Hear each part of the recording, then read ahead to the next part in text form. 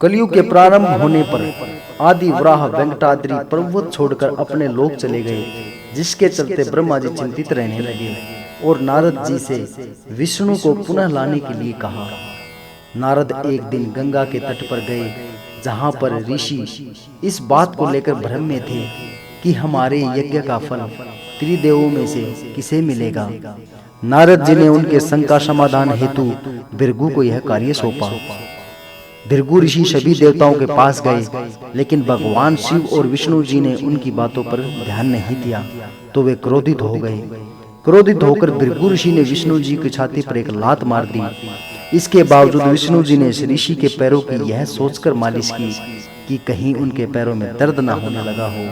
यह देखकर ऋषि भृगु ने सभी ऋषियों को उत्तर दिया कि उनके यज्ञ का फल हमेशा भगवान विष्णु को समर्पित होगा। परंतु श्री हरि विष्णु को छाती पर लात मारने के कारण माता लक्ष्मी क्रोधित हो गई।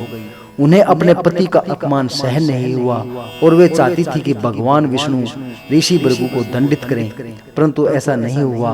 परिणाम स्वरूप माँ लक्ष्मी ने बैकुंठ को छोड़ दिया और तपस्या करने के लिए धरती पर आ गई।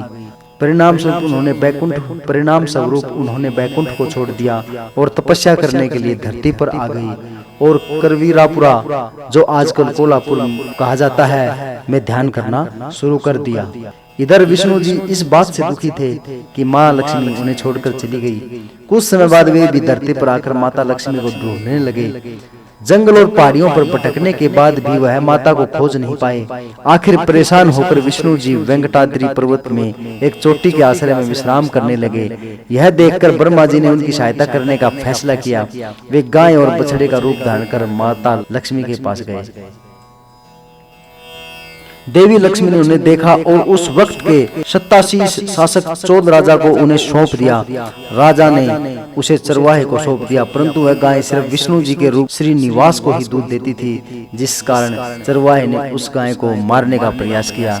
तब श्रीनिवास ने चरवाहे पर हमला करके गाय को बचाया और क्रोधित होकर उन्होंने चोद राजा को एक राक्षस के रूप में जन्म लेने का श्राप दे दिया। राजा ने दया की प्रार्थना की। तब श्रीनिवास ने कहा कि राजा को दया तब मिलेगी जब वह अपनी बेटी पद्मावती का विवाह मुझसे करेगा। जब यह बात देवी लक्ष्मी को पता चली तो वे वहां आई और तब उन्होंने श्री हरि को पहचान लिया, और जिसके बाद भगवान विष्णु और लक्ष्मी जी एक दूसरे से लिपट गए और इसके बाद वे पत्थर में बदल गए। फिर ब्रह्मा जी और शिव जी ने हस्तक्षेप करके लोगों को इस अवतार के उद्देश्य से अवगत कराया। कहते हैं कि किसी काल में श्री हरि विष्णु ने वेंकटेश्वर स्वामी के रूप में अवतार लिया था। यह भी कहा जाता है कि कलयुग के कष्ट से लोगों को बचाने के लिए उन्होंने यह अवतार लिया था। इसलिए भगवान के रूप में माँ लक्ष्मी भी समाहित है। इसलिए यहाँ बालाजी को स्त्री और पुरुष दोनों के वस्त्र पहनाने की यहाँ परंपरा है। बालाजी को प्रतिदिन नीचे धोती और ऊपर साड़ी से सजाया जाता है।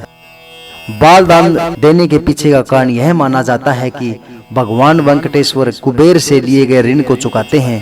कथा अनुसार जब भगवान वेंकटेश्वर का पद्मावती से विवाह हुआ, तब एक परंपरा के अनुसार वर को शादी से पहले कन्या के परिवार को एक तरह का शुल्क देना होता था, लेकिन भगवान वेंकटेश्वर ये शुल्क देने में असमर्थ थे। इसलिए उन्होंने कुबेर देवता से ऋण लेकर पद्मावती से विवाह किया और वचन दिया कि कलयुग के अंत तक वे कुबेर का सारा ऋण चुका देंगे। उन्होंने देवी लक्ष्मी की ओर से भी वचन देते हुए कहा कि जो भी भगत उनका ऋण लौटाने में उनकी मदद करेंगे, देवी लक्ष्मी उन्हें उसका 10 गुना ज्यादा धन देंगी। इस कारण तिरुपति जाने वाले विष्णु भगवान पर आस्था रखने वाले भगत बालों का दान कर भगवान विष्णु का ऋण चुकाने में उनकी मदद करते हैं। तो भगत जनों, आपको यह कहानी कैसी लगी कमेंट करके जरूर बताएं। चैनल को लाइक, शेयर और सब्सक्राइब कर दें, ताकि आपको अच्छी अच्छी शिक्षाप्रद पौराणिक कथाएं मिलती रहें। जय श्री राम, जय सनातन।